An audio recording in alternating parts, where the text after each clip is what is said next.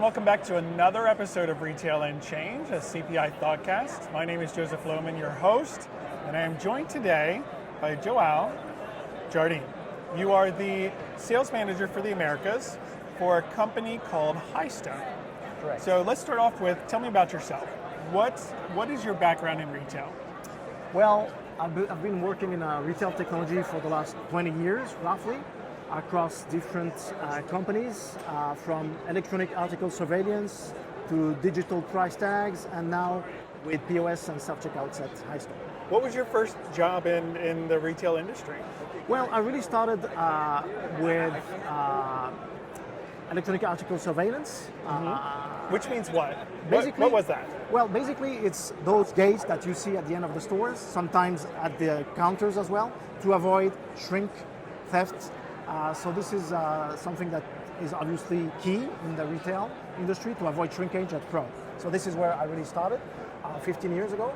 And then I moved on to another company called SES Tag, a French-based company that dedicates itself to digital price tags.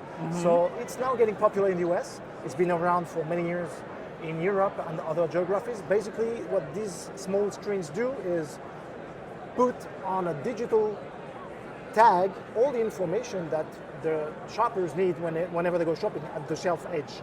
So price, product description, barcode, and so on. So this is something that is now really picking up in the US. And for the last 4 years, now with HiStone, dedicated to the sales in the Americas for self-checkouts and kiosks.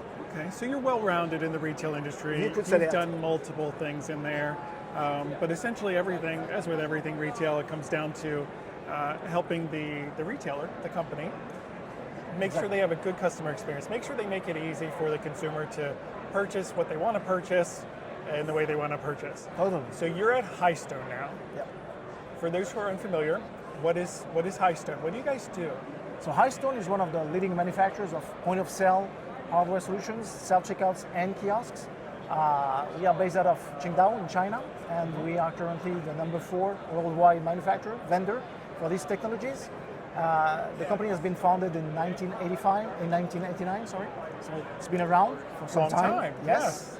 It used to be part of HiSense, which is a well-known manufacturer of B2C and B2B products. And HiStone is really the commercial branch that dedicates itself to B2B products, so retail automation products in a nutshell. So I have some HiSense TVs. You're a sister company of them, is what you're saying. It used to be our mother company. Without going into much detail, since the last 3-4 years, the company has shifted from HiSense. HiSense still holds about 20% of the shares of the company, of HiStone, but now we are part of another company called Shiji, which is another Chinese company which dedicates itself to software for hospitality, retail, and quick service restaurants. Okay, and you're focused on the Americas. Correct. North America, South America, Correct. US, Canada, all inclusive of this side of the globe. What do you do for HiStone? What does your day look like? So basically my main focus is to develop the sales in those various geographies from north to south, mostly through partners and resellers. And that's why for us CPI is definitely a key strategic partner, because even though we don't necessarily have the same products, we address the same end customers. So I'm really trying to build the ecosystem of our network of distributors, integrators, and resellers. And that also includes software vendors, because the idea is to really go together with those other actors, players of the retail technology ecosystem to address the same customers and grow our footprint in those countries. So HiStone and your way of operating is essentially working with retailers to identify what their problem is and then holistically solve it. Not just say, well, here's my POS, do with it what you will. You look for partners like CPI to make sure that they can accept cash at the self-checkout. You look for other partners to really provide the retailers with an all-in, solution. Absolutely. What challenges are you hearing from retailers right now? What are they looking for you to solve? Well, one of the key challenges I hear consistently, regardless of the country, of the geography, is labor-related issues. One of them being, labor cost that is really increasing, going through the roof, especially here in the US. Another challenge that they are facing is even paying more than they used to some years ago, they still have a challenge hiring people or keeping these people that they hire, because the turnover has become so dense that they have a challenge here. So it has reached a point where for many retailers, it's actually adversely affecting the sales because they just don't have enough employees to face the customers. So this is where we come into play, providing automated solutions that actually turn around the challenge of having enough people to cater to the customers. So automating processes definitely helps those retailers to, well, shift this problem that they have with the employees, with the labor. Okay, give me some examples of processes that you're able to automate, streamline for retailers. So basically, because we are at the front end of the store, we are at a very sensitive point of the retail experience, the shopping experience. So we need to ensure that our solutions are efficient, fast, and reliable. So basically, we do that with the help of our partners, from the software side, from the integration side, from the maintenance side, to ensure that our solutions are basically meant and designed to work 24/7. Some stores never close. So we need to be sure that they do the job no matter what happens in the store. And basically, we always put a huge focus in discussing with the retailers to understand what are the pain points, how we can address that. So that involves obviously from implementation, from day one, from preparation, up until the maintenance and follow-up. Because again, in some cases, well, these devices, they run almost 24/7. So the three keys, in your opinion, to make a good self-checkout experience: fast, easy, and reliable. Exactly. Fast is evident. That's easy, right? I mean, if it's either fast or it isn't. Easy for who? Easy for the retailer, easy for the retailer staff, easy for the customer. What makes something easy? What are you looking for? All of them. Basically, what we try to do here is come up with a solution that obviously makes it easy for the store operators, the staff, but also the end customers. Because again, don't forget that in some countries, this is still a new stuff. It's not yet a thing.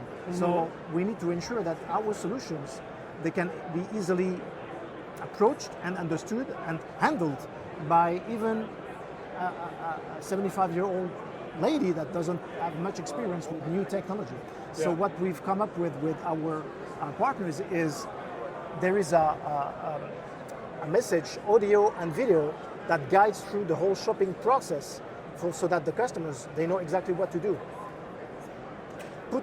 Take the product, scan it, put it in the bagging area, and then pick up the next product and so on. And even when they mix up and they actually forget that, oh, I picked up the wrong product, I scanned it, but I put the wrong product in the bagging area, there is a message telling them, well, this is not the product that you just scanned, please start again. So it has to be easy for even the shopper that does not really know how to handle the self-checkout.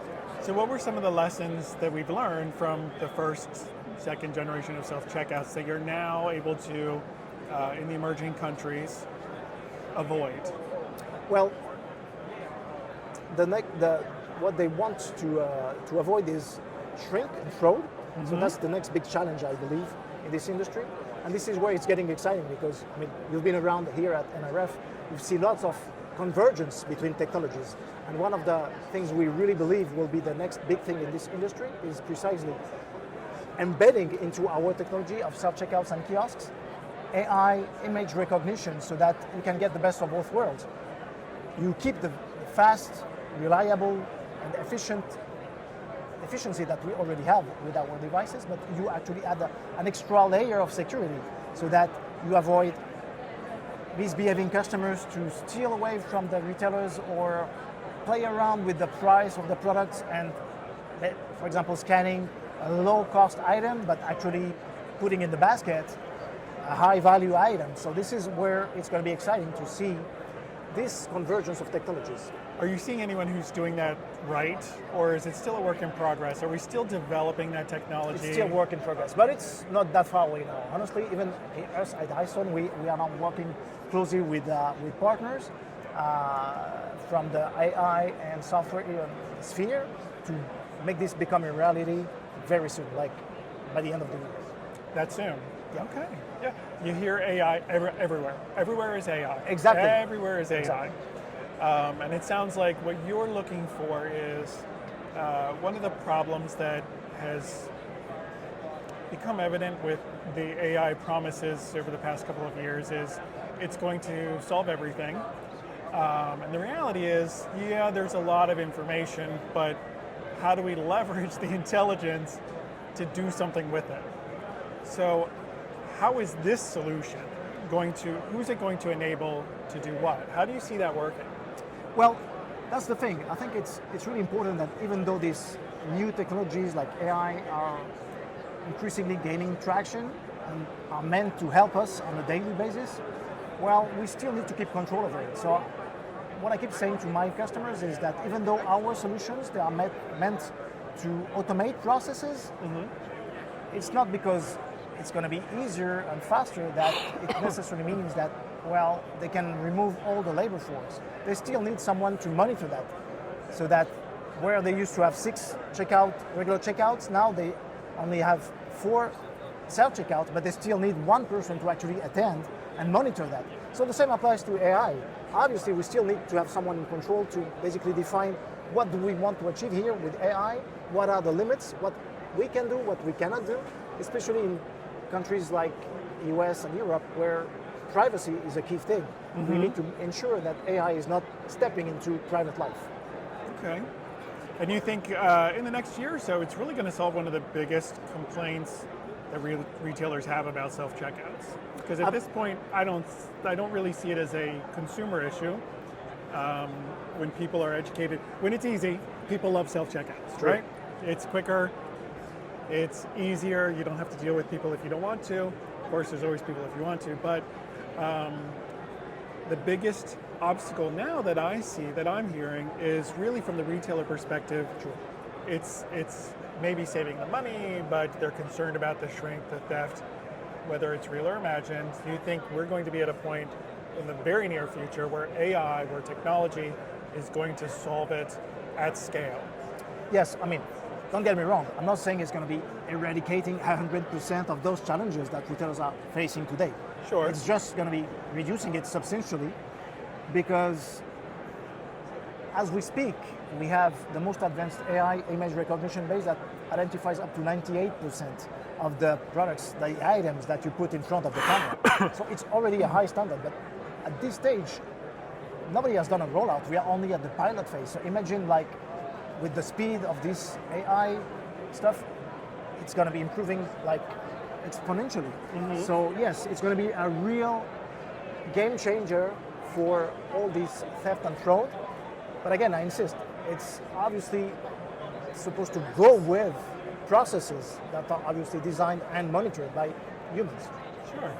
So what is your thought on the future of self-checkouts? Does it then become, if we've solved, not all, but if we solved a bunch of the process problems, a bunch of the education problems, labor problems, theft problems, does it then become more of a focus on what else can we do to improve the customer experience? Is that, do you think, where we're going to head? Probably. I mean, obviously, what also could be improved, and I'm seeing that increasingly in the US in large-scale, big box stores, is shifting that limit, because in many countries, in many retailers, they still limit the number of items that you can go and scan on a self-checkout to 20-ish. So now I think the next big thing is also to... What is the reason for that? I've always wondered. Well, is it because there's a limit to what a consumer wants to self-checkout? Is it a speed issue? I think it's a speed issue, because it can get confusing when you have a full cart of items, and then I think there is a point where it doesn't necessarily go faster with that many items in a self-checkout versus a regular checkout. So with the evolution of technology with the scanning improving, with the AI, with the image recognition, with also, again, the human factor, the shoppers getting more used to the technology, all this tends to become obviously a faster process. So that's the other thing I see is removing this barrier of 20, 30 plus items that you can actually use and scan through a self-checkout to virtually a full cart and go independently to a regular checkout or self-checkout, whatever the number of items you purchased in the store. Mm-hmm. Is anyone looking at expanding self-checkout from a checkout into also layering in upsell opportunities? Yes, I mean, the other thing that we see, and well, maybe that's again somewhere down the road, is mobile checkout. So Amazon Go is a good example. Mm-hmm. It didn't really pick up as fast as I really expected because I think the overall cost of implementation is still pretty high. But again, all this is supposed to be going down. So I think there was an education part to that too, as well. Because it was a little, as a consumer, like, what do? I really just walk out? It's so unused to what we're doing. Exactly. Felt like theft. But once you get used to it, I mean, that's going to be the beauty of it. There will be different ways to shop and check out. You see it already today. Shopping is omni-channel already. Mm-hmm. So you can shop the same stuff online and offline in a country or another. It tends to be pretty standardized. And I think the next step is also to get the seamless experience for the shoppers at the checkout. So a bridge between the digital and the brick and mortar, almost, where you're enabling some of those digital experiences. I can buy and have something delivered. I could, order a pizza to pick up on the way out. All of that takes the self-checkout beyond just a what's in my cart to really how am I serving the customer type mindset. When do you think we'll be there? Is anyone doing it now? It's in progress. I mean, the self-checkout itself still has bright days ahead. I mean, as we speak, we estimate there are about 250,000 self-checkouts worldwide. The projections show that in the next 6 years, this is about to double. So I think that first, there will be kind of the plateau of the self-checkout where it will then become flat.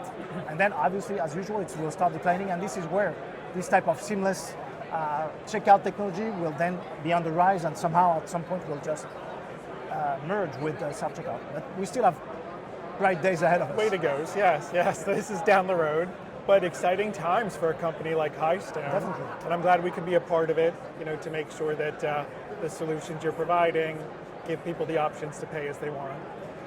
Anything else you wanted to talk about?